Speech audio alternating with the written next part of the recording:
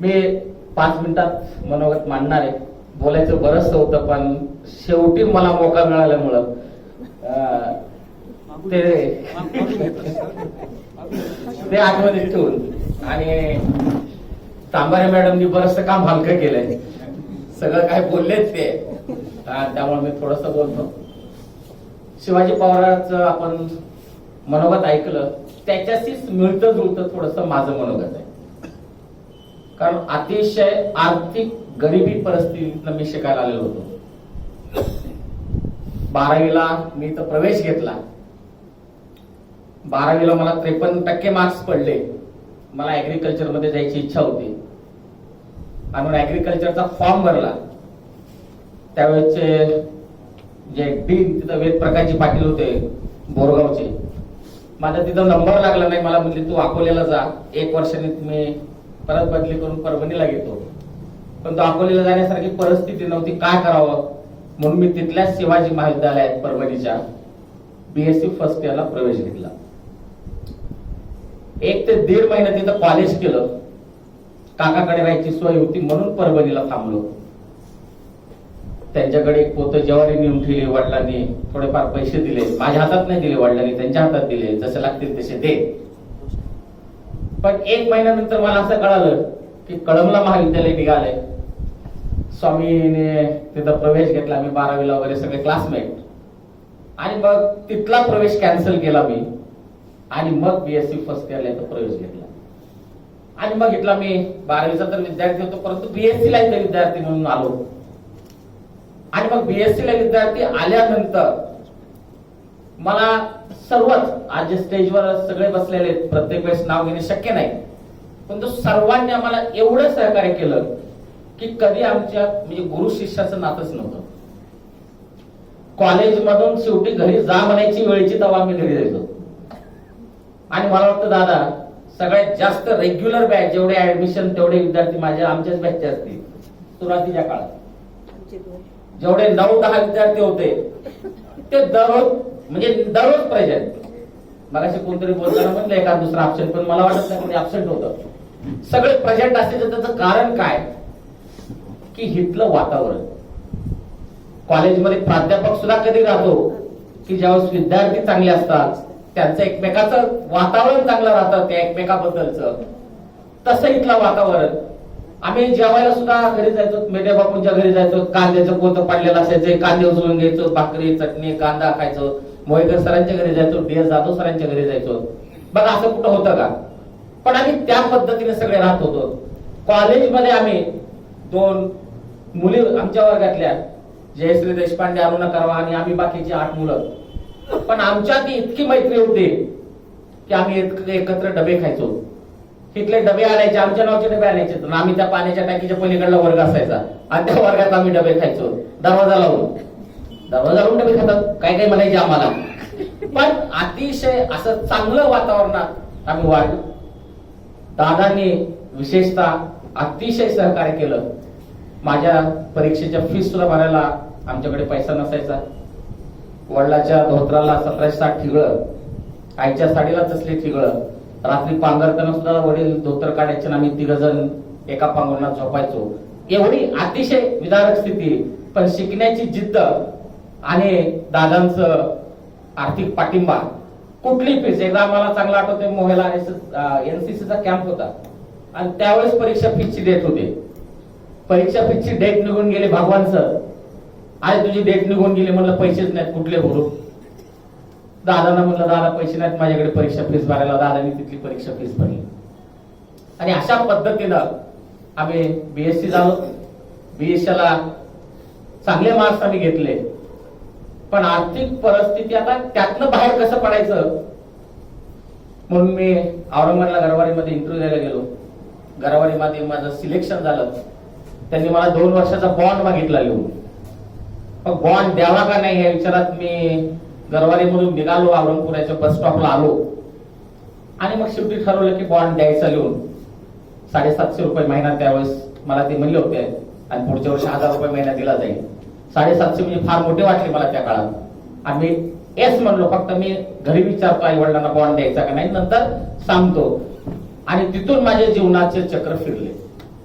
आणि मी औरंगाबादला आल्यानंतर मोहेकर सर काही कामानिमित्त औरंगाबादला आलते, तिथं माझी भेट झाली औरंगपुराच्या बस स्टॉपवर. कदाचित दादाला आठवतं का मला माहित नाही. आणि मला म्हणले, काय किशोर काय करतोयस? तर म्हणलं, मी आनंदाने असं सांगितलं की मला गरवारीमध्ये नोकर लागल्याचा आनंद मोठा असतो ना. अतिशय आनंदाने सांगितलं, असाचा पगार आहे दादा, 1000 देतो म्हणले, एवढं वर्ष 750 देतो म्हणले. दादाच्या चेहऱ्यावर काहीच प्रतिक्रिया नाही. दादा म्हणले, तुला नोकरी करायची? म्हणलं हो. का बरं? म्हणलं, आता बीएससी झाला तर नोकरी, तू एमएससी कर ना म्हणले. दादाला म्हणलं, एमएससी करून तरी नोकरीच करायची की दादा? आणि आता कुठं म्हणजे बीएससी झाल्या नोकरी लागेल, आता एमएससी नंतर कुठं लवकर नोकरी लागेल, हा चान्स कशाला सोडू? तर दादा म्हणले, एमएससी नंतरची नोकरी मी तुला देतो, माझा शब्द. फक्त एकच अट असेल की तू एमएससी ला फर्स्ट क्लास आला पाहिजेस. मग मी माझी खरी परिस्थिती सांगितली. दादांना माहितीच होती, पण म्हणलं, दादा 50 रुपये महिना सुद्धा गावाकडचे लोक मला देऊ शकत नाही, ही माझी वस्तुस्थिती. म्हणजे मी देतो पैसा. डी.एस. जाधव सर त्यावेळेस होते. मला सुरुवातीला वाटलं दादा म्हणतील भावनेच्या भरात, पण पुढे काय? पण दादानी शब्द दिला. आणि तुम्हाला म्हणजे सांगायला अभिमान वाटतो की 2 वर्ष दादा ज्या वेळेस मिटिंगला यायचे, महिन्याला काही ना काहीतरी काम विद्यापीठात यायचे. डी.एस. जाधव सर त्यांच्यासोबत यायचे. मला आले की बाहेर घेऊन जायचे, जेवण आम्ही बाहेर हॉटेल करायचो. परत तू रिक्षाने चालत जाऊ नको, रात्री 11च्या गाडीला बसायचे. ती निलंगा औरंगाबाद त्यांची गाडी असायची. आणि मग मी गेट पर्यंत रिक्षाने जायचो रात्री 11 वाजता, त्यांना सोडून. मला पैसे द्यायचे. कधी वाटलं पिक्चर बघावं तर जाधव सर, अशोक दादा, आम्ही जेवण करून पिक्चर सुद्धा बघायचे. पिक्चर मला दाखवायचे आणि आता तू जा म्हणायचे. म्हणजे अतिशय घरच्या वातावरणासारखं त्यांनी मला सांभाळलं. आणि मी दादांचा, डी.एस. जाधव सरांचा, सर्व गुरुजनांचा तो आदर्श डोळ्यासमोर ठेवून त्यांनी फर्स्ट क्लास सांगितलंय. तर मी फर्स्ट क्लासच नाही तर मराठवाड्यातून 4था आलो एमएससी ला.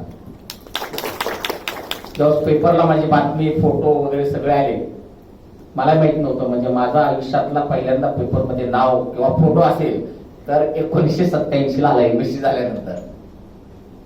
आणि मग दादांना जेव्हा कळलं, दादांनी दुसरा शब्द पाळला. दादा म्हणले, तुला मी शब्द देता फर्स्ट क्लास मी नोकरी देतो. द्या म्हणलं दादा. ठीक आहे म्हणले, संस्थेत तुला. आणि मग मला दादांनी संस्थेत मोहेला नोकरी सुद्धा बघा. म्हणजे कसं असतंय, आजच्या भाषणात खरं तर ज्यांचं नाव घेतल्याशिवाय भाषण पूर्ण होत नाही. शिक्षण महर्षी कैलास शिंदे मोहेकर गुरुजी, त्या काळात खरं तर त्यांनी नोकरी केली असती तर उच्च पदस्थ म्हणून स्वतःचा संसार कितीतरी मोठ्या पर्यंत गेला असता. पण त्या व्यक्तीनं सगळा पैसा हे सगळं जुगारून गरीब विद्यार्थ्यांसाठी शिक्षण क्षेत्रात वाहून घेण्यासाठी त्यांनी कळंब सारख्या ठिकाणी, येरमाळ्या सारख्या ठिकाणी शिक्षण संस्था उभारली. त्यावेळेस ते सचिव होते. अशोक दादा म्हणले, मी अण्णांना बोललेलो आहे, तू जा. आज अण्णा मोह्याला चालले आणि तू मोह्याला कर. आणि अण्णा बसनं प्रवास करायचे बरेच दिवस. मला वाटतं शेवटपर्यंत माझ्या माहितीप्रमाणे अण्णांनी बसनंच प्रवास केला. अण्णा ज्या गाडीत चढले त्याच गाडीत मी चढलो. अण्णा 3 सीटवर बसले होते. मी पाठीमागे बसलो, तिकीट वगैरे काढलं. थोडस गाडी तांदवाडी रोडच्या पुढे गेलो, तिकीट निघालं की हळूच गेलो. वाकून अण्णाला म्हणलं, मी किशोर पानसे आणि दादाने मला तुम्हाला भेटायला सांगितलंय. हा हा हा म्हणले. हो हो म्हणले. नोकरी करायची तुला? हो हो हो. कुठे तुझं तिकीट म्हणले. मला काहीच संदर्भ कळाला नाही. तुझं तिकीट कुठे म्हणले. आहे ना म्हणले. बघू म्हणले तिकीट. तिकीट घेतलं. नाईक नवरे सर एचएम होते तिथं त्यावेळेस. आणि त्यांनी श्री नाईक नवरे 500ला पाठवताही जॉईन करून गेले. मला काहीच कळालं नाही. मी तिकीट जपून, म्हणजे तिकीट म्हणजे ते आणखीन मी ठेवलं घरी. आणि मग नाईक नवरे सरांकडे गेलो. मी तिकीट दाखवलं. त्यांनी म्हणले, उद्यापासून पिरियड घ्यायला लावा. पण इंटरव्ह्यू वगैरे असलं काहीतरी मी ऐकलं होतं, इंटरव्ह्यू असतो वगैरे वगैरे. अरे म्हणजे इंटरव्ह्यू वगैरे होत राहतील, उद्यापासून तुम्ही कामाला चालू करा. आणि अशा पद्धतीनं दादाने दिलेले दोन्ही शब्द पाळले. ह्या कॉलेजमध्ये मला अतिशय चांगले चांगले मित्र तर भेटले, पण प्राध्यापकांचं जे मार्गदर्शन भेटलं की गरिबीतनं पुढे कसं जायचं, माणसामधला आत्मविश्वास कसा वाढायचा, माणसामध्ये सकारात्मकता कशी असली पाहिजे आणि त्याच पद्धतीने मी माझं पुढचं आयुष्य जगलो. मी माझ्या मुलांना तसंच दिलं सवय. मी इथून दयानंदला गेल्यानंतर प्राध्यापक म्हणून दयानंदला ज्यावेळेस मी गेलो त्यावेळेस माझ्या मुलांना जे शिक्षण दिलं, जशा मी अडचणीतनं गेलो तशा मुलांना अडचणीतनं जाऊ दिलं. मी मुद्दाम जाऊ दिलं, कारण मी जर त्यांचे सगळे वेळेवर लाड पुरवले असते तर कदाचित ते शिकले असते की नाही मला माहित नाही. माझा मुलगा 10वीतला मेरिट आला तोपर्यंत त्याला काही नाही, चालत जात होता शाळेत. त्याने मला एक शब्द म्हणला, बाबा जर मेरिट मध्ये आलो 10वीला तर मला स्कूटी घेऊन द्या. ओके म्हणलं. तो मेरिट मध्ये आला, शाळेतनं पहिला आला, बोर्डात इंग्लिश मध्ये सुद्धा विषयात पहिला आला, 2-3 पारितोषिक भेटले. म्हणलं गाडी घेऊन द्या बाबा. तर गाडी घेऊन दिल्यानंतर मी म्हणलं देतो बेटा, देतो तुला गाडी. पण गाडी मी त्याला घेऊन दिली नाही. मी म्हणलं बेटा मी 5 किलोमीटर शाळेत पायी पायी जायचो. आपलं कॉलेज तर दयानंद कॉलेज 1च किलोमीटरवर आहे, तुला चालत जायला काय झालं? फार झालं तर मी तुला सायकल घेऊन देईल. गाडी घेऊन द्यायची परिस्थिती होती माझी, नाही असं नाही, पण मी सायकल घेऊन देईल त्याला. म्हणला 12वीला तू मेरिट मध्ये आली गाडी घेतो. म्हणला 12वीला मेरिट मध्ये येऊन गाडी घेऊन काय उपयोग, मी तर बाहेर जाणार म्हणला. त्यामुळं तुमच्या मनात येईल तेव्हा गाडी घेऊन द्या म्हणला. आणि अशा पद्धतीने मुलाला सुद्धा बाबा आर्थिक गरिबीतनं जाताना काय चटके सहन करावं लागतात त्याची जाण. तो सायकलवर जायचा यायचा आणि 12वी बोर्डातनं परत पहिला आला. तो 96.6 त्याला मार्क्स पडले. हे का की दादांनी आणि सगळ्या गुरुजींनी उपस्थित शिकवण दिली की पैसा जरी असला तुमच्याकडे तर त्याचा खर्च कसा करायचा आणि पैसा नसला तरी न डगमगता त्या परिस्थितीवर कशी मात करायची. त्या पद्धतीने मी सुद्धा आमच्या पुढच्या मुलांना, माझ्या मुलांना, आणि मी अजून या कॉलेजची किस्से शिकवत असताना सांगत असतो वर्गामध्ये. तर अशा पद्धतीचं सगळं दादांचं जे मला सहकार्य भेटलं आणि म्हणूनच दादा जे आमच्या जीवनात आदर्श आहेत, सगळेच गुरुवारी आमच्या जीवनात जे आदर्श आहेत त्या आदर्शाचं कारणच असं आहे की दादांनी आमच्या जीवनामध्ये सकारात्मकता पुरवली. दादांनी आमच्या जीवनामध्ये आत्मविश्वास जागृत केला. दादाने आम्हाला जाणवलं, सांगितलं की गरिबी ही शिक्षणाची अडचण येत नसते, गरिबीतनं तुम्ही पुढे जाऊ शकता, शिकू शकता. आणि असे मोठे मोठे यशाचे शिखर आम्हाला पार करता आले. आणि म्हणून अशा सगळ्यांच्या ऋणातलं थोडस कुठंतरी उतरावी व्हावी म्हणून आम्ही ठरवलं. मग माक्रवार आम्ही सगळ्यांनी स्वामी वगैरे आम्ही फोन केला की दादांचा आपण सत्कार करू, त्या निमित्ताने गेट टुगेदर आपल्याला करता येईल. आणि अशा पद्धतीनं मग त्याचं नियोजन केलं. त्या नियोजनाला सगळ्यांनी प्रतिसाद दिला. बघा माझ्या बॅचचे तर सगळेच आले, फक्त एक तेवढा विक्रम आला नाही. जवळ 10 पैकी 9 जण आज इथे उपस्थित आहेत. माक्रवाला मार्गदर्शन दिले, सगळ्या गुरुवाऱ्यांनी जे मार्गदर्शन दिले त्या थोडस 4 ओळी जर सांगायचं असेल तर मी फक्त 4 ओळी म्हणणार आहे. आणि त्या 4 ओळी म्हणजे अशा पद्धतीने आहेत की आम्हाला काय शिकवलं सगळ्याच विद्यार्थ्यांना, त्या सर्व स्टाफनं, तू आहेस कोण हे समजू दे जरा, मनाला तुझ्या साथ दे जरा, हृदयाने दिलेली हाक तुझ्या मनापर्यंत पोहोचू दे जरा, आणि उंच उंच आकाशी भरारी घे जरा, आणि उंच उंच आकाशी भरारी घे जरा. हिंदीतला स्टेप सांगायचा असेल तर दादांनी आणि सर्व गुरुजनांनी आम्हाला असं सांगितलं की विद्यार्थ्यांनो तुम्ही अशा पद्धतीने कॉलेजमध्ये राहायला पाहिजे, अशा पद्धतीने तुमच्या जीवनात राहायला पाहिजे. कदम ऐसा चलो के निशान बन जा, कदम ऐसा चलो के निशान बन जाए, मेहनत ऐसी करो कि पहचान बन जाए, मेहनत ऐसी करो कि पहचान बन जाए. यह जिंदगी तो सभी जी लेते हैं, यह जिंदगी तो सभी जी लेते हैं, मगर आप जिंदगी ऐसी जियो की मिसाल बन जाए, मिसाल बन जाए. हे गुरुजींनी आम्हाला मार्गदर्शन दिलंय. आणि म्हणून अशा सर्व गुरुजनांच्या ऋणातनं थोडंफार उतराई करायचं काम, ऋणातनं तर उतराई होणं शक्यच नाही, पण तो थोडंफार उतराई करायचं काम आज आम्ही सर्व माजी विद्यार्थ्यांनी केलेलं आहे.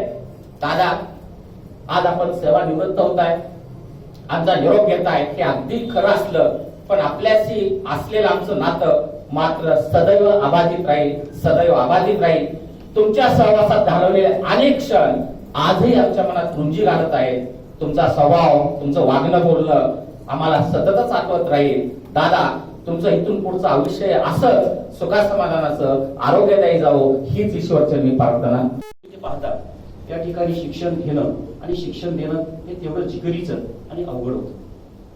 मला आजही आठवतं की सुरुवातीच्या काळामध्ये दादांनी ज्युनियरची सुद्धा तासिका घेतली आहे.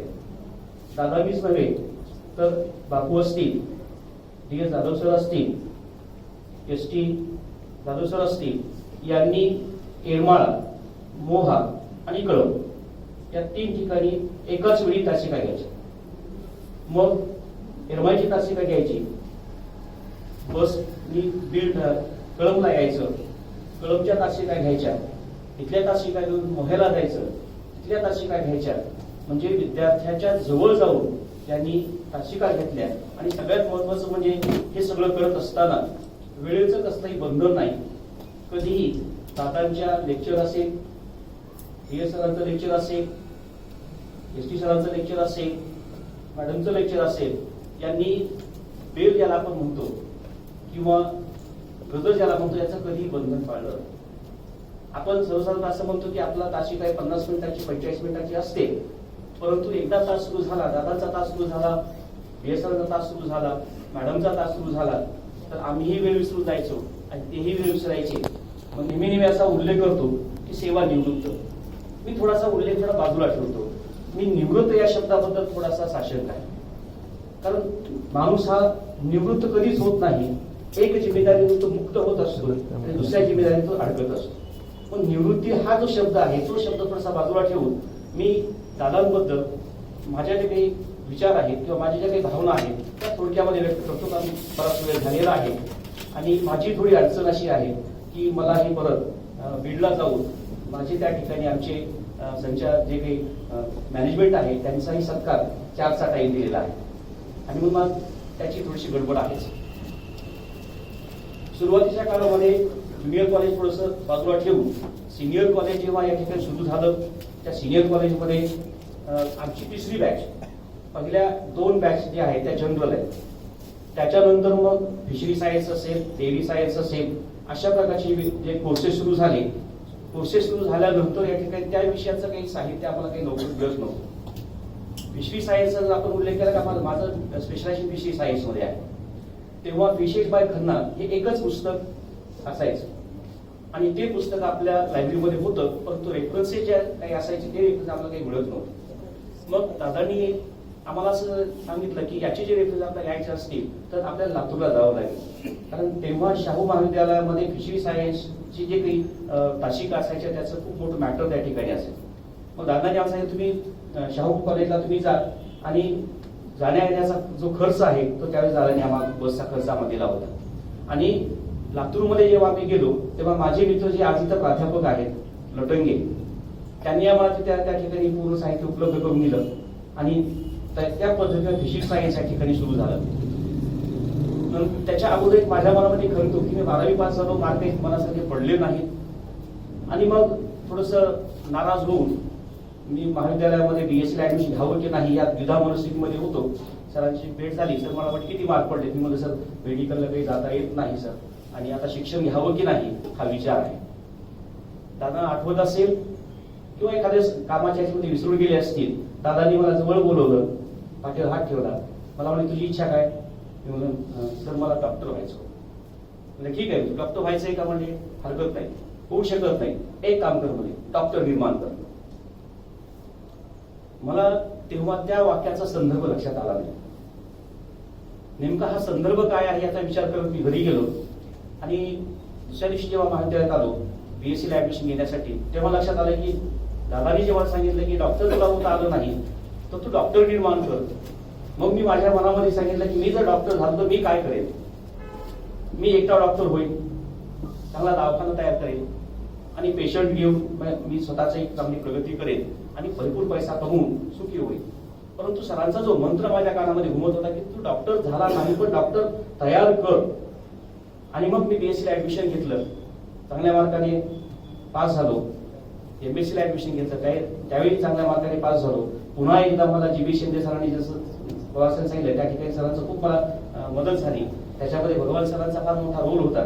त्यांनी मला त्या ठिकाणी चांगल्या पद्धतीने त्यांच्या आजचे जे प्राध्यापक तुमच्याकडे भगवान सर त्यांच्याबरोबरच मला ठेवलं आणि आमचं शिक्षण सुरू झालं. आणि नंतर मात्र MSc झाल्यानंतर पुन्हा सिनियर कॉलेजच्या 2-3 अपॉइंटमेंट्स मला मिळाल्या. सोलापूरला संमिश्र महाविद्यालयामध्ये सिनियरला मी जॉईन झालो. परंतु एक मनामध्ये कुठेतरी असं होतं की नाही आपल्याला डॉक्टर व्हायचं होतं आणि आपण डॉक्टर झालो नाही. मग मी लक्षात घेतलं की आपल्याला डॉक्टर होता आलं नाही, मला डॉक्टर घडवायचे आहेत. मग मी सिनियर कॉलेज सोडलं आणि ज्युनियरला जॉईन पदवी महाविद्यालय बीड त्या ठिकाणी जॉईन झालो. आणि लक्षात आलं की आता आपल्याला डॉक्टर घडवायचे आणि सुरू केलं. आणि मी यशस्वीपणे आता चांगल्या पद्धतीने त्या ठिकाणी इस्टॅब्लिश झालेलो आहे. चांगल्या पद्धतीने माझे विद्यार्थी बीड शहरामध्ये आज माझ्या हाताकडून किंवा माझ्या वर्गातले माझ्या डिव्हिजनचे जे काही डॉक्टर आहेत त्यांची संख्या 42 आहे. एवढे डॉक्टर्स आज बीड शहरामध्ये आहेत, जिल्ह्यामध्ये आणखी असतील. आणि आजही त्यापैकी 3 डॉक्टर जे आहेत, डॉक्टर कुमटेकर सरांचा मुलगा गिरीश कुमटेकर, की जो माझा डायरेक्ट स्टुडंट राहिलेला आहे 11वी-12वी प्रॅक्टिकल मध्ये आणि माझ्या डिव्हिजनचा विद्यार्थी, तो आज इंटरनॅशनल नेफ्रोलॉजिस्ट आहे.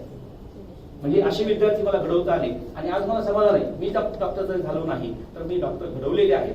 आणि त्यांचे जेव्हा मला फोन येतात त्यावेळेस मला खरं वाटतं की सरांचा जो मंत्र माझ्या कानामध्ये घुमत होता तो मंत्र खऱ्या अर्थाने तो त्याचं श्रेय त्यांना देतो आणि मी समाधानी होतो. म्हणजे अशा प्रकारच्या बरेचशा भूमिका, मग ती सहकार्य करण्याची भूमिका असेल किंवा विचार देणं देवाणघेवाण करण्याची भूमिका असेल, अशा असंख्य भूमिका या दादांनी आमच्या समोर ठेवल्या. आणि म्हणूनच मग सांस्कृतिक वारसा सुद्धा या महाविद्यालयाला आम्हाला दिलेला आहे. मला मॅडमचा त्या ठिकाणी उल्लेख करावा वाटतो की स्नेह संमेलनामध्ये आमची 3री बॅच जेव्हा होती तेव्हा मॅडमने आम्हाला सांगितलं की सर तुम्ही काय करा की एक चांगल्या पद्धतीने काहीतरी एक आर्टिकल सादर करा. आणि तेव्हा मला मॅडम आठवतं की तुम्ही मला फॅन्सी ड्रेसमध्ये भाग घ्यायला लावला होता आणि त्यावेळेस मला पारितोषिक दिली जात. म्हणजे असे सांस्कृतिक वारसा असेल. माझी विद्यार्थी भगिनी सर्वांची अशी म्हणाल्या की मला नोकरी मिळाली नाही, परंतु हे आपण विसरून चालणार नाही की त्याच माध्यमातून स्नेहसभेच्या माध्यमातून या ठिकाणी आम्ही एक हॉटेल चालवलं होतं. आणि तिथून आम्हाला एक उद्योजकता अशा प्रकारचा एक वारसा, एक उद्योजकता अशा प्रकारचं एक चांगल्या प्रकारचं विचार या महाविद्यालयात महाविद्यालय शिक्षणच न देता तुम्हाला बिझनेसमध्ये करिअर करता येईल, समाजामध्ये करिअर करता येईल, सामाजिक सेवा करता येईल. या अशा अनेक भूमिका, अशा अनेक पैलू सरांच्या माध्यमातून आमच्याकडे आले. त्याला सगळ्या सरांनी किंवा बाकीच्या सर्व सरांनी त्याला सहकार्य केलं आणि म्हणून आज आम्ही घडलो. आणि या ठिकाणी मी प्रामाणिकपणे निवेदन करतो की आम्ही सर्वजण माझ्यासहित माझे सर्व मित्र जे आहेत हे समाधानी आहोत. आणि त्या समाधानी असल्यामुळे आम्ही चांगली वाटचाल करतो आहोत. आणि आणखी ज्या काही भावना आहेत त्या भावना आम्ही आणि प्राध्यापक अनसे सर यांनी सेवा गौरव सन्मान पत्र याच्या माध्यमातून दिले. म्हणजे असं काही न बोलता त्या ठिकाणी आतापर्यंत जे काही लोक बोललेली आहेत, आता ज्यांनी आपल्या भावना व्यक्त केल्या त्या भावना त्याचं छोटंसं रूप आम्ही दोघांनी एक शब्दबद्ध केलेलं आहे. ते तुमच्या समोर येईलच. मी माझं मनोगत जास्त न लांबवता त्या ठिकाणी थांबतो. धन्यवाद. गाडी निघून आली तर सगळे चालत यायचं आणि संध्याकाळी चालत जायचं. नवीन भरती शिक्षक कोण होते? दादा येरमाळ्यावर 81 ला इकडं घेतलं. पाटील सर होते तरी मॅथमॅटिक्सला. मराठीचा विषय खालचा अर्धवेळ शिकून मुलाखत चालू झाली. संस्थेची सगळी कंपनी मागच्या डेस्कवर बसलेली आहे. तर सुटलेली सर, कारण पहिला तास चालू जीव लागला. कालिदास शेळके सर आम्ही पहिल्याच बेंचवर, शेळके सर हसू लागले. त्यांनी माझ्याकडनं जर द्यायची मी त्यांच्या शब्दाला होकार द्यायचं. घाबरलेल्या अवस्थेत मॉलिक्युलचा पाठ चालू आहे. ते सगळे आमची कंपनी कसं तरी 1 तासात झाला, सिलेक्शन झालं आणि त्यांचं आमचं प्रेमाचं नातं जमा झालं, एक गुरुचं नातं झालं. आणि एक मिळून मिसळून आम्ही त्या काळामध्ये एक वर्षभर, त्या काळात आज आपल्या नाहीत, परंतु एक घरच्या माणसासारखं, कुटुंबातल्या व्यक्तीसारखं एक मार्गदर्शक करणारे गोळे सर ते आपल्या काळात राहिलेले नाही. फिजिक्सचा विषय ते शिकवत होते. असे 3च फिजिक्स, केमिस्ट्री आणि बायोलॉजी. मॅथमॅटिक्सला पाटील सर आणि मराठीला जवाले सर. अशा प्रकारचे एवढंच. पुन्हा एक थोडासा अनुभव सांगतो. 11वी झाली, 12वी झाली, पण 12वी कशी होती अगोदर परीक्षा दिल्याशिवाय? 1983 मार्च गुजारला, परीक्षा पेपर सुरू झालेला आहे. उस्मानाबादचे RP कॉलेजचे एक प्राध्यापक राहणे सर चीफ म्हणून या ठिकाणी उपस्थित झाले. कळमचं वातावरण थोडं बिघडलेलं होतं, राजकीय वातावरण होतं आणि कॉप्यांचा सुळसुळाट चालू झालेला होता. कॉपी का करू देत नाहीत म्हणून भांडणारी पोरं होती त्या काळात. राजे सरला त्रास व्हायला लागला. कॉपी चालू अथवा न चालू, परंतु त्या काळातील एक त्रिमूर्ती की ज्यांनी हक्कानं कर्तव्यानं आपली जबाबदारी पार पाडून आज निवृत्त झालेले आहेत, असे 3 माणसंही माझ्या लक्षात आज आहेत. पिरगावकर सर, दुधाळे सर आणि डोके सर. मार्च 83च्या परीक्षेला 9 सॉल्व होते फक्त. तिथले 70-80 मुलं 12वी सायन्सचे, एअरमार्कचे 40 आणि कॉमर्स आणि आर्टचे असे मिळून 9 वारची भरती झालेली होती. सुरुवातीकडून व्हायची होती. 8 वाऱ्या लाईनला अलीकडच्या पलीकडच्या आणि एक अध्यापासात बाहेरचा होता. गेट मधून बाहेर गेले की पलीकडे एक वर्ग होता आणि त्या हॉलमध्ये ज्याची नंबर आला तो जीवनातला यशस्वी झाला. सुरुवातीला त्यात नामदेव मराठे, बाळू बळे या वगैरे त्यांचे नंबर तिकडे आले. बाळू गाडवे 3 वर्षाचा गॅप घेऊन पुढे पास झाले. असे गॅप किती झाले पास त्या वर्षी? कळमचे 5 विद्यार्थी 80 पैकी आणि येरमाळ्याचे 4 असे 9 सायन्स साईडचे विद्यार्थी पास झाले. शेवटी ऑक्टोबरची वारी कळमला नव्हती. आरपी कॉलेजच्या दुसऱ्या मजल्यावर कळमचं वातावरण बिघडलेलं. राहणे सरांना त्रास दिलेला आणि योगाने राहणे सरच त्या ठिकाणी पुन्हा चीफ म्हणून गेला. आता सुरुवातीला त्या काळात चेकिंग चालू. कळमची म्हटल्याबरोबर त्या अगोदर झाला जर ती 5 मिनिटात तर सुरुवातीला पेपर द्यायच्यावर कॉपी किती दिली तर खाली. त्यानंतर मार्च 84ला फॉर्म भरायचा. दादाकडे गेलो. दादा म्हणाले काय तर गॅप घे. मी आजारी पडलेलो होतो त्यामुळे 4 महिने कॉलेज नव्हतंच, गॅप घे. नाही दादा, एकदा जर कॉलेजचं वातावरण माझं हे झालं तर मी शिकू शकणार नाही. जेवढे विषय निघते तेवढे काढतो. योगायोगाने त्या काळात केमिस्ट्री, मॅथ आणि फिजिक्स हे कंपल्सरी सगळ्याचे विषय गेले. पण कुणाचे गेले? ज्याच्या वर्गावर किंगाव सर गेले, ज्याच्या वर्गावर डोके सर गेले, ज्यांच्या वर्गावर दुधाळे सर गेले. 28 विद्यार्थ्यांचा हॉल. मागेही बघायचं नाही, पुढेही बघायचं नाही. 1 मिनिटात पेपर द्यायचा आणि बाहेर निघून जायचं, अशी अवस्था होती. तरी योगाला माझे 4 विषय निघाले, 2 गेले. मग त्यासाठी गॅप घेतला नाही. 84ला मार्चला फॉर्म भरला नाही. या व्यापाऱ्यांच्या 84ला अंदाज चीफ म्हणून इथं राहिले आणि सगळ्या कॉलेजचं भलं झालं. आम्ही आपलं त्या दुर्दैवातून माघारी फिरलो.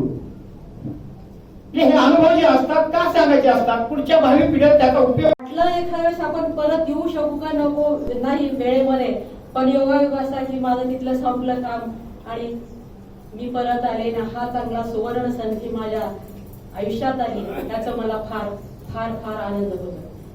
एक सांगायचं म्हणजे अतिशयोक्ती नाहीये, पण काल ज्यावेळेस एमआरईची टेस्ट होती त्यावेळेस जिथं अर्धा तास लागतो तिथं मला 1 तास लागला. आणि त्या क्षणामध्ये सुद्धा माझ्या डोक्यात असा विचार होता की अरे उद्या विद्यार्थ्यांचा, माझी विद्यार्थ्यांचा विद्यार्थी मेळावा आहे. आणि मी जन्माला घातले आणि खरंच देवाला सुद्धा ठेवा वाटेल अशा पद्धतीची वर्तन दादामध्ये, भाऊमध्ये आणि त्याचबरोबर अनिल दादा या तिघांमध्ये आहे. दादाविषयी खूप काही बऱ्याच जणांनी बोललेले आहात आणि दादाविषयी किती बोलावं ते थोडं राहणार आहे, कमीच पडणार आहे. मी BSc सेकंड इयरचा एकटाच विद्यार्थी, कारण आम्ही हजरच दोघं होतो.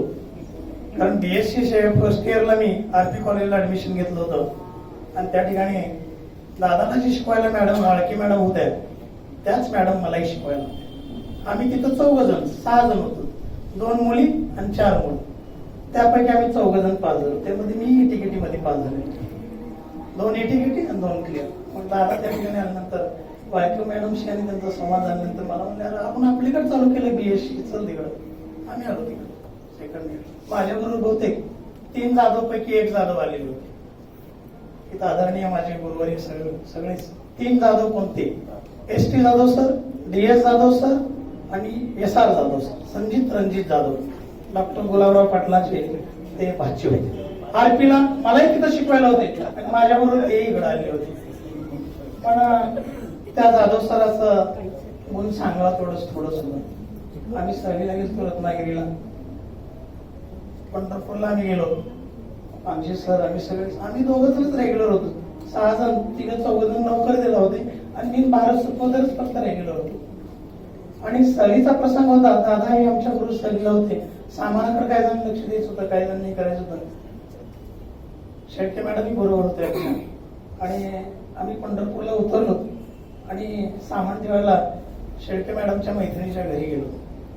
तिथं ठेवलं सामान, त्या ठिकाणी ठेवलं, आठवतं का बघा, सामान ठेवलं आणि मॅडमने आग्रहाने, म्हणजे त्यावेळेस ते नवीन होते मॅडम, आल्याबरोबरच लगेच त्यांनी आमच्या मैत्रिणीचं ठेवा सामान ठेवलं.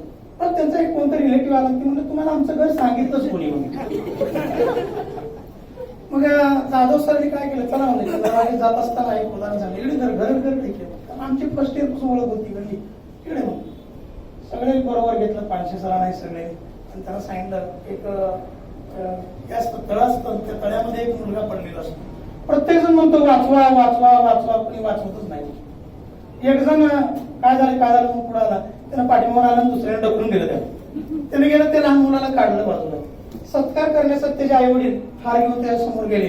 तेव्हा ते हार बाजूला सारला. मला पहिल्यांदा ढकललं कोणी सांगा. कसला प्रकार हा जाधव सरांनी सांगितला. एवढा हसलो होतो आम्ही. मॅडमला सांगितल्यानंतर मॅडम थोडा नाराज आहे. असं स्टँडवर आलो होतो आम्ही. यशवंतराव चव्हाण वारलेले होते आणि सहलीचा आमचा प्रवास चालू झाला. मी आजही डायरी घेऊन ठेवलेली आहे, अरेंजमेंट ऑफ द टूर, आणि त्यामध्ये फोटो सगळ्याचे माझ्याकडे आले. आणि ज्यावेळेस सत्कारचा हा कार्यक्रम ठरला त्यावेळेस मी ते फोटो पाहिले. असो कशी तरी BSc झाली आणि दुसऱ्या बॅच मधून आम्ही सगळेजण पास झाले. आणि मला 500 सरांनी सांगितलं सगळ्याला फोन करा. कोणाला फोन करा, सगळे नोकरदार रिटायर झाले. एक जण वारलं. बाळू गोळेला सांगायचं, गोळे हा गोळे, पुन्हा भराटे म्हणलं तर भराटे, ते त्याच्यामध्ये त्यांच्यामध्ये. पण मी सेकंड इयरचा एकटाच. असो यामध्ये आज मी शिक्षक म्हणून नाही, आज एका संस्थेचा सचिव म्हणून आहे. मी का चांगला आहे, माझे गुरु चांगले आहेत म्हणून. हे सगळे गुरु माझे चांगले आहेत. अहो कन्या का चांगले आहे, तांबारे मॅडम म्हणले नाही का, एक महिला शिकली तर घर सगळं सुधारतं. तसं माझ्या घरचं आहे. मी थोरला आहे, मलाही 4 भाऊ आहेत, 4 बहिणी तुम्हाला आहेत तसे. आमच्या अगोदरची बॅच शिकली नाही म्हणून दुर्लक्ष होतं शिक्षणाकडे. मिटकरी सर पहिल्या बॅचला होते, नाना 12वी होते ना, येरमाळ्याचे होते. नोकरी सर ते दोस्त होते, तिकडे लिहित नाही. आणि आम्ही तेव्हा 8वीला गेलो होतो त्यावेळेस शिकायला. आम्ही असताना नानाचा आमचा सहवास आहे. आणि योगायोगा ना 12वी झाल्यानंतर चुकून RP ला गेलो, नाहीतर पहिल्यापासून आम्ही येत होतो. नोकरीला चुकून तिकडे गेलो. सगळं आमचा आत्मा इकडंच आहे, लक्षात आलं. तर कारण काय की दादा एक महत्वाचं आहे, मुलीला 2 घरी जायला आमंत्रणाची गरज नाही. एक वडिलाच्या ठिकाणी आणि एक गुरुच्या ठिकाणी. तसं मला दादाकडे यायला काहीच भीती नाही. कुठेही दादा असो मी फोन करतो. मग कुठलीही अडचण असो दादा सांगा. मी शिकलो, मी BSc झालो आणि माझे दोन्ही भाऊ मी MSc अग्री केले. माझं भाग्य, दादा मला म्हणले होते BSc झालं तू MSc कर, तुला घेतो. पण घरचं वेगळं राहिलं, भांडणं झाली, वेगळं राहिलं त्यापासून. त्यामुळे माझं काही शिक्षण पुढे झालं नाही. मग अपुरं राहिलेलं स्वप्न MSc सेकंड इयरला मी इथंच पूर्ण केली आणि MSc झालो. जाऊ दे काय अर्ध राहिलेलं आपली MSc पूर्ण केली, त्यालाही सेकंड क्लास मिळाला. पण DS Jadhav sir, Mete sir, त्यानंतर म्हणलं तर ST जाधव सर तर शेजारीच राहत होते, घरगुती संबंध होते. शेळके मॅडम तर पाहुण्याच होते. त्यामुळे शेळके मॅडमनी काही सांगायचं मला, काही म्हणजे अभ्यासच सांगायचं. आणि एवढंच अतिशय त्यांचं जे जेनेटिक्स आहे ते आजही स्मरणामध्ये. आणि DS जाधव सरचा आजही बॉटनीमध्ये एवढा खास शिकवलेलं फॅमिली हे आज या आठवणीमध्ये. अंकुश पाटलानं शिकवलेलं डिसेक्शन फ्रॉकचं अत्यंत महत्वाचं आहे. शिवाजी पवार आलेले आहेत पहिल्या बॅच मधले अपंग विद्यार्थी आणि परभणी कॉलेजला ते प्राध्यापक आहेत या आशय. मग दादामुळं आज आपण घडलो. एवढंच नाही, मी दोन्ही म्हणून मी शिष्य चांगला आहे, माझं घर चांगलं आहे म्हणून मी चांगला आहे. मी पहिल्यांदाच म्हणलं कुळी कन्या पुत्र होती जे सात्विक. मला सांगा, दादासारखे जर पुत्र एखाद्या आईवडिलांमध्ये जर जन्माला आले तर किती धन्यता वाटत असेल. आज आम्हाला काय धन्यता वाटत असेल. किती दादाने फार मोठा वटवृक्ष केलेला आहे. जे अपंग असणारे विद्यार्थी सुद्धा उच्च कोटीला गेले, हे दादाचे पुण्य आहे. आणि कुणामध्ये हे गुण नाहीत, हे गुण कुणामध्येही नाहीत. संस्थाचालक अनेक पाहिले, मीही संस्थाचालक आहे, पण दादासारखा संयमी प्रवृत्तीचा संस्थाचालक पाहिलेला नाही. आणि तो आपलं म्हणून घेणारे आणि तू भांडण कर. आणि दादाचं नेहमी वाक्य असायचं की भांडण वाढवण्यापेक्षा भांडण मिटलं पाहिजे. हे अत्यंत गुण चांगले आहे. आणि माझं तर मी तर म्हणेन प्रत्येक पावली मी दादाचा सल्ला घेतल्याशिवाय राहत नाही. माझ्या मुलीचाच नंबर BMS ला लागला होता, पुण्याला लागत होता. दादा म्हणले तू कोडोलीला घे ऍडमिशन, त्या ठिकाणी सिनेमाची टाकी नाही, त्या ठिकाणी मुलगी वाया जाणार नाही, 1-1.5 लाख रुपये ती वाचतील. त्यांच्या मित्राचा मित्र तिथं प्राचार्य होते. त्या ठिकाणी इथं बीड कॉलेजला ते आलेले होते इंटरव्ह्यू घ्यायला, पण ते दादाचं नाव सांगितल्याबरोबर ते म्हणले मी येतो लगेच. 12:30ला आले ते, रात्रभर जागरण केले, वापस आले आणि म्हणले नाही यशवंत पाटलाला सांगितलं हा कॅन्डिडेट घेतला पाहिजे, हुशार आहे, चांगली मुलगी आहे. आणि त्याही मुलीनं दादाचं नाव ठेवलं किंवा दादाच्या शब्दाला मान दिला. 70 विद्यार्थ्यांमध्ये तिसरी आली. नव्हे मी आज सांगेन की त्या एमडीच्या सीईटी मध्ये आज महाराष्ट्रामध्ये 316 नंबर ती झालेला आहे. आणि स्टेट मेरिट एमडीच्या सीईटी मधला तिचा 81 आलेला आहे. गव्हर्नमेंट कॉलेज दादा जी मिळेल ते तुमच्या आशीर्वादाने. हे दादाची पुण्य आहे. हे गुरुजन वर्ग जे आहेत त्यांची पावर आहे. एखाद्या शिष्याच्या मागे जर गुरुचं शक्ती असेल तर कुठल्याच प्रकारची भीतीची गरज नाही. आणि त्यामुळं हे असे गुरु असणे किंवा मिळणे हे आमचं परम भाग्य आम्ही समजतो. कारण मी सांगितलं की आमच्या फॅमिलीमध्ये पहिली पिढी शिकली नाही, पण आमच्याकडे कोणी लक्ष देत नव्हतं. श्रीमंत घराणं होतं पण लक्ष देत नव्हतं. पण केवळ मोहेकर कुटुंबाच्या सानिध्यात आल्यामुळं आणि मोहेकर सरांच्या शाळेमध्ये आल्यामुळं, गुरुजीच्या सानिध्यामध्ये आल्यामुळं आमच्या जीवनाचा उद्धार झाला. नव्हे आज सचिव पद सुद्धा मागून मिळत नाही, पण गावामध्ये एक आदर्श गाव व्यक्ती असल्याच्या कारणामुळे सचिव पद माझ्याकडे आलेलं आहे. आणि मी नको म्हणतोय पण सोडायचं तयार आहे, मला सोडू देत नाही. त्याचं कारण आहे हे गुरुनं शिकवलेली आपल्याला जी विद्या आहे ती आहे. आणि म्हणून गुरु ब्रह्मा गुरु विष्णू गुरु देवो महेश्वरा. किती गुरुला स्थान आहे? 1 नंबर स्थान आई वडिलाला आहे, 2 नंबर गुरुला आहे. आज गुरुचं दर्शन घ्यावं, आई वडिलाचं दर्शन घ्यावं, याच्यापेक्षा सुद्धा गुरुचं दर्शन फार मोठं आहे. असे गुरु मिळणं फार गरजेचं आहे. शेट्टे मॅडम आजारी पडल्या होत्या. मॅडम तुम्ही फार पुण्याचं काम केलेलं आहे मॅडम, तुम्ही नक्की बरं होणार आहे, तुम्ही काळजी करू नका. मॅडमच्या डोळ्यात पाणी आलं. ज्या ठिकाणी शिष्याचं जे आम्ही जर इमानदारीने शिकवलं, मी जर ड्युटी चांगली केली तर माझ्या प्रपंचाला ते पैसे लागतात. मी जर कातूरमातूर केलं तर माझा प्रपंच सुधरत नाही, माझी मुलं वाईट मार्गाला लागू शकतात. हे या ठिकाणचं हे आपण शिकलेलो हे कॉलेज DPM कॉलेज आहे. आणि म्हणून माझं घर माझं कॉलेज श्रेष्ठ आहे. एखादी मुलगी कितीही गरीब कुटुंबातली असू द्या, तिचं कितीही गरीब घराणं असू द्या, आई वडिलांकडे खायला नसू द्या, पण तिला गर्व तिच्या माहेरचाच असतो. आणि तिच्या आई वडिलांविषयी बोलल्यानंतर तिला जसा राग येतो त्या पद्धतीनं तांबारे मॅडम आपल्या कॉलेजविषयी बोलल्यानंतर कुणी बोललं तर आम्ही सहन करू शकत नाही. त्याचं कारण आहे याच ठिकाणी आम्ही घडलेलो आहे. आणि असे गुरु जन्मोनजन्मी मिळावे यासाठी अभ्यास केला पाहिजे. आणि म्हणून हे धन्य काय की आई वडील धन्य, अण्णा धन्य होते, त्यांची आई धन्य होती. म्हणून असे 3 रत्न जन्माला घातले, दादा, रमेश भाऊ आणि अनिल भाऊ. आणि यांचं उत्तुंग व्यक्तिमत्व हे आज आपण पाहायला मिळतं. यांच्याविषयी बोलावं तेवढं अपूर्ण आहे. आणि एवढंच नाही तर दादा, परवाचीच गोष्ट आहे, मी काल आता माझ्याबरोबर असणारे कलीम शेख DEDचे प्राचार्य एका बेंचवर बसलेलो, त्यांनी उल्लेख केला दादा तुम्ही गेल्यानंतर की मी ज्या वेळेस फोन करीन दादाला, मला हॉल पाहिजे दादा, असंच गुणवत्तेविषयी एक मीटिंग घ्यायची आहे. दादा 1 मिनिटाच्या नंतर काय हरकत नाही, देतो शेख देतो. आणि मला करीम शेखनं सांगितलं, गरड हे तुझे गुरु आहेत, बघ एका सेकंदाच्या आत जर दादा परमिशन देतात असा संस्था चालक कोण आहे. त्यांनी उल्लेख केला दादाने, काल उद्बोधन वर्ग होता आपला याच्या माध्यमिक शिक्षणाचा, त्यामध्ये उल्लेख केला त्यांनी.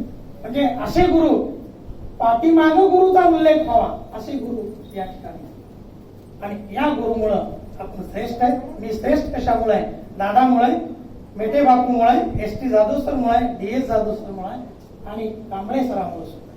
कुठलंही प्रॅक्टिकल चुकलेलं जरी असलं तरी ते दुरुस्त करण्यासाठी कांबळे सरकडे गेलं की गरड जरा व्यवस्थित करावं.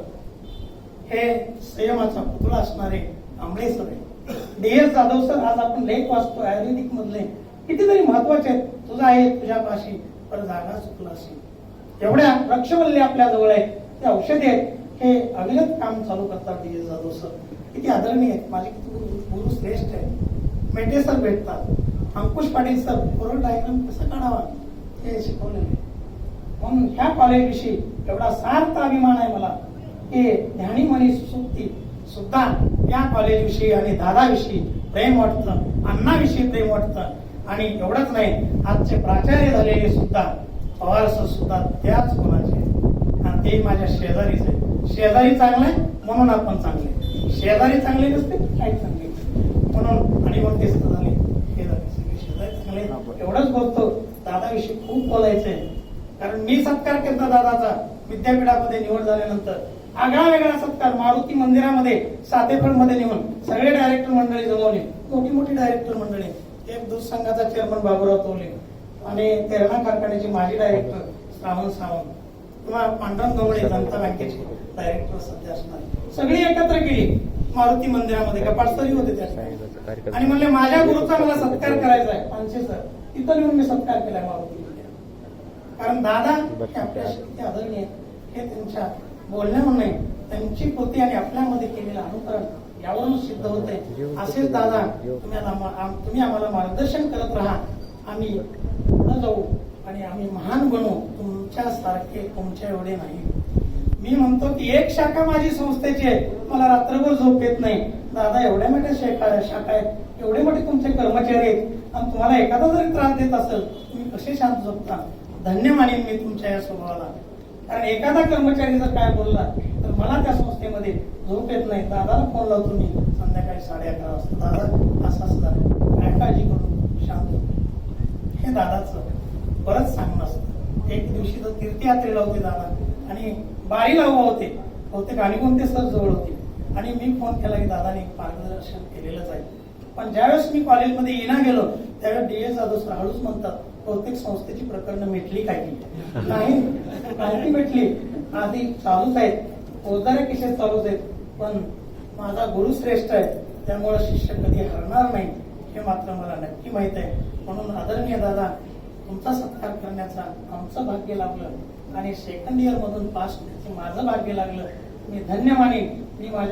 तुम्ही तुमच्या कुळाचा उद्धार केला नव्हे, मी माझ्या सुद्धा तुमच्या संगतीमुळे माझ्याही कुळाचा उद्धार केला. हेच देवापाशी मागतो. अशाच लोकांची संगती असू दे, दुसऱ्या लोकांची संगती नको मला आणि माझ्यामध्ये वाईट गुण येऊ देऊ नको, एवढीच ईश्वर